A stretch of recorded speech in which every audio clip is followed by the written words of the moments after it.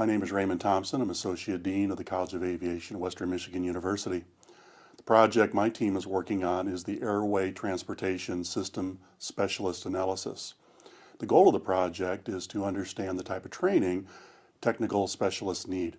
When you visit a facility in the National Aerospace System, we have found that there's a wide range of equipment in ages and types. We saw things up to 50 years old to brand new in the system today.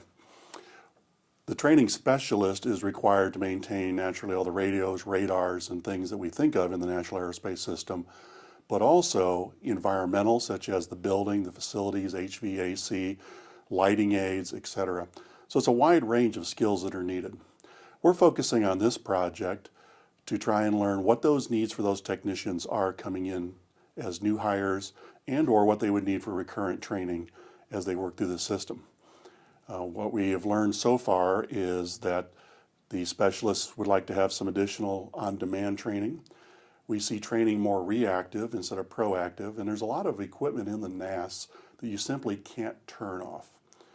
ERAM is one that you'll hear discussed quite a bit. It's the most modern system that we've seen in the en route traffic centers, but you can't turn it off and learn how to, in the event of a failure, how do you bring that back up aside from book learning and potentially some initial training that took place on that. So maybe years before these technicians are exposed to a particular operation.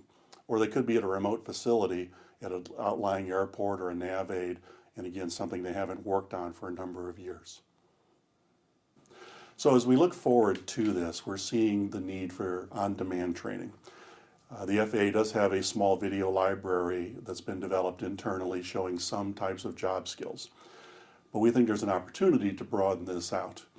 Long term, in the next 3 or 4 years, we would like to see the ability to prototype certain types of on-demand training. So again, that technician sent to a facility in Alaska, remote, not much in the way of immediate technical support. How do they get that technical support? How can they refresh themselves before they go? Once some prototyping is done, we think there's a great opportunity for the FAA to try and roll out a greater level of technical support for these specialists.